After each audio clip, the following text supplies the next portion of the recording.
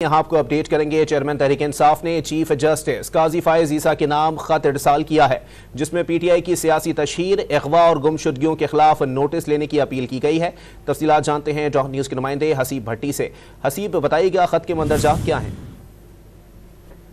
देखिए, जो हमें मंदरजात के हवाले से पता चला, उसमें ये बताया गया है कि खत के अंदर चीफ जस्टिस से वफाक और सूबाई हुकूमतों को लेवल प्लेइंग फील्ड देने के लिए हदायत जारी करने की इस्तदा की गई है। खत में चीफ जस्टिस से शहरियों के बुनियादी हकूक के तहफ़्फ़ुज़ का मुतालबा भी किया गया है। तहरीक इंसाफ से वाबस्ता अफराद को इंतकाम का निशाना बनाया जा रहा है।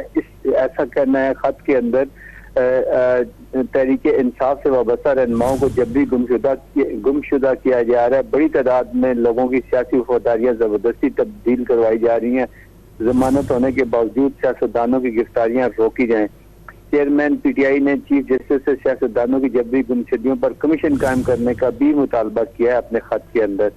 और साथ अपने खत में ये भी कहा है कि वफाकी और सूबाई हुकूमतों समेत इलेक्शन कमीशन को हुक्म दिया जाए कि पीटीआई उम्मीदवारों को इलेक्शन मुहिम की इजाजत दे।